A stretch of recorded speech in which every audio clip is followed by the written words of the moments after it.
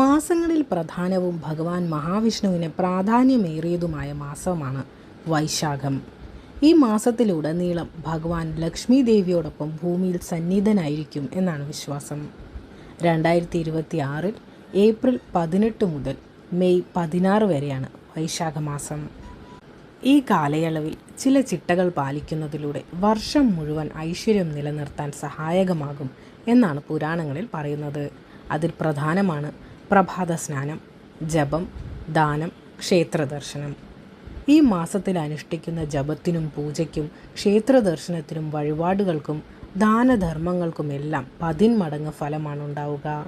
പ്രഭാതം പുലരുന്നതുവരെ ജലാശയങ്ങളിലെല്ലാം ഗംഗാദേവിയുടെ സാന്നിധ്യമുണ്ടാകും എന്നാണ് വിശ്വാസം. അതിനാൽ ബ്രാഹ്മമുഹൂർത്തത്തിൽ ഉണർന്ന് കുളിച്ച് നിലവിളക്ക് തെളിയിച്ച് നാമജപം നടത്തുന്നത് അത്യുത്തമമാണ്. കുളിക്കുന്ന വെള്ളത്തിലേക്ക് 3 തവണ കൈക്കുമ്പിളിൽ വെള്ളമെടുത്ത് ഈ മന്ത്രം ജപിച്ചു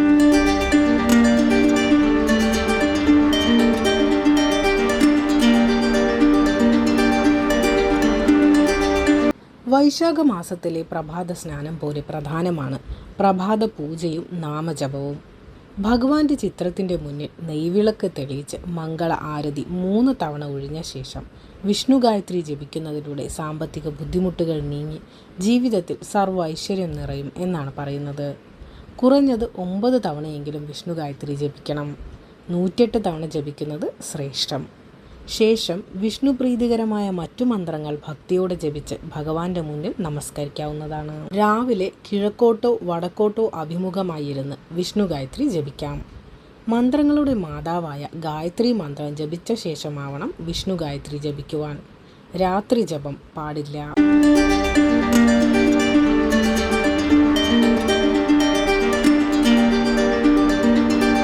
അളവിൽ ഭഗവാന്റെ മൂലമന്ത്രങ്ങളായ അഷ്ടാക്ഷരി മന്ത്രം, അതായത് ഓം നമോ നാരായണായ, പിന്നെ ദ്വാദശാക്ഷരി മന്ത്രം, അതായത് ഓം നമോ ഭഗവതി വാസുദേവായ, ഈ 2 മന്ത്രവും 108 തവണ ജപിക്കുന്നത് ശ്രേഷ്ഠമാണ്. വിഷ്ണു സഹസ്രനാമം, നാരായണീയം, ഭാഗവതം എന്നിവ മാധവ മാസകാലത്ത് പാരായണം ചെയ്യുന്നത് അഭീഷ്ടസിദ്ധി നൽകും. ജീവിത തിരക്കിനിടയിൽ വിഷ്ണു സഹസ്രനാമം ജപിക്കാൻ സാധിക്കാത്തവർ ഈ ശ്രീരാമ മന്ത്രം 3 തവണ ജപിക്കുന്നതിലൂടെ സഹസ്രനാമ ജപ പുണ്യം സാധാരണക്കാർക്ക് ലഭ്യമാകും.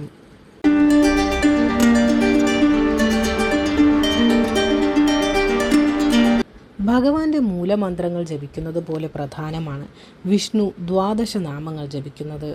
നിത്യവും ജപിക്കുന്നതിലൂടെ ഗ്രഹപ്പിഴ ദോഷങ്ങൾ അകലുകയും രോഗദുരിത ശാന്തി ലഭിക്കുകയും ചെയ്യും എന്നാണ് പറയപ്പെടുന്നത്. ഓം നമോ ഭഗവതി വാസുദേവായ എന്ന ദ്വാദശാക്ഷരി മന്ത്രം ജപിച്ച ശേഷമാണ് വിഷ്ണു ദ്വാദശ നാമങ്ങൾ ജപിക്കേണ്ടത്. 108 തവണ ജപിക്കാൻ സാധിക്കാത്തവർ രാവിലെയും വൈകിട്ടും കുറഞ്ഞത് 12 തവണയെങ്കിലും ജപിക്കുന്നത് ഉത്തമമാണ്.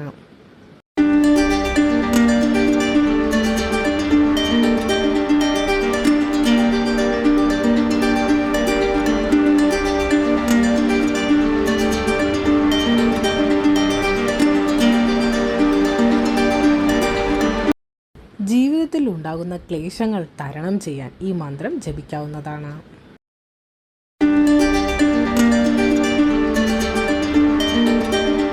ഗുരുവായൂരപ്പനെ സ്മരിച്ചുകൊണ്ട് ഈ മന്ത്രം 108 തവണ ജപിക്കാവുന്നതാണ്. രോഗദുരിതങ്ങളിൽ നിന്ന് മുക്തി ലഭിക്കാൻ നിത്യവും ഭഗവാനെ ധന്വന്തരി ഭാവത്തിൽ ഭജിക്കുകയും നാമത്രയം ജപിക്കുകയും ചെയ്യുന്നത് ഉത്തമമാണ്.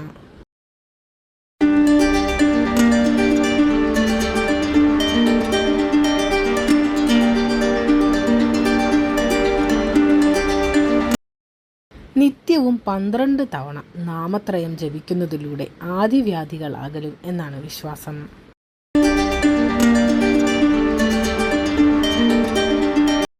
ആയുരാരോഗ്യ സൗഖ്യത്തിനായി മേൽപ്പത്തൂർ നാരായണ ഭട്ടത്തിരിപ്പാട് 100 ദശകങ്ങളിലായി ഭഗവാനെ സമർപ്പിച്ച നാരായണം വൈശാഖ മാസത്തിലുടനീളം പാരായണം ചെയ്യുന്നത് സവിശേഷ ഫലദായകമാണ്.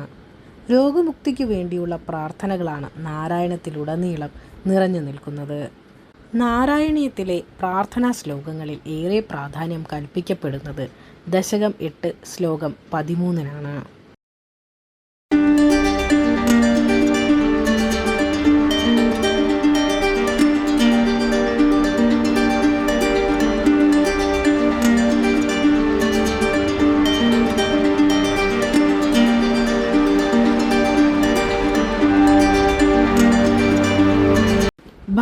സ്വരൂപം വർണ്ണിക്കുന്ന വിഷ്ണു സ്തോത്രം അർത്ഥം മനസ്സിലാക്കി ജപിക്കുന്നത് ഈ മാധവ മാസത്തിൽ വളരെയേറെ ഗുണം ചെയ്യും.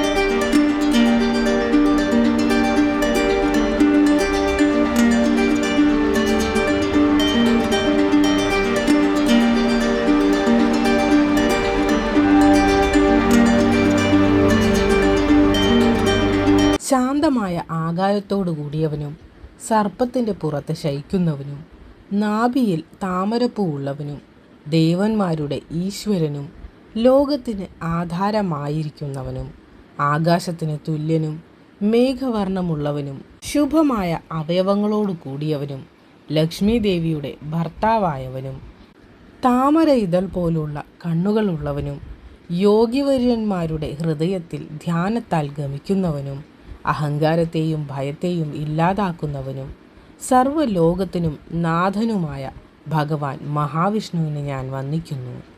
വൈശാഖ മാസത്തിലുടനീളം കലിദോഷ നിവാരണ മന്ത്രം 9 തവണ ജപിച്ചാൽ മാലിന്യങ്ങൾ അകന്ന് മനസ്സ് സൂര്യനെ പോലെ തെളിവുറ്റതാകും.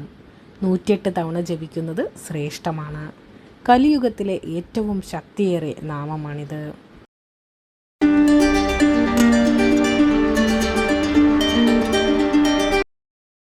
ഭഗവാന് ഒരുപാട് നാമങ്ങൾ ഉണ്ടെങ്കിലും പ്രധാനമായും 28 നാമങ്ങൾ ജപിക്കുന്നതിലൂടെ സർവ്വ ദുരിതങ്ങളിൽ നിന്നും മുക്തി ലഭിക്കും എന്നാണ് വിശ്വാസം.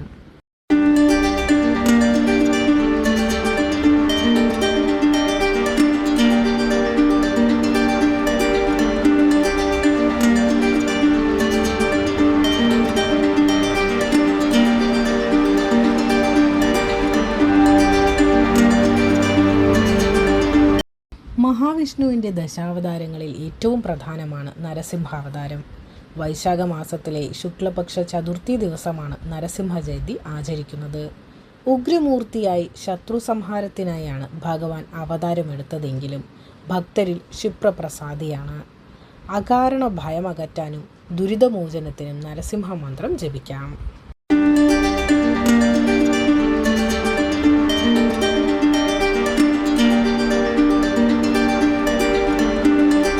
വൈശാഖ മാസം മുഴുവൻ വ്രതം നോറ്റ് ഭഗവാനെ ധ്യാനിക്കുന്നത് ഉത്തമമാണ്.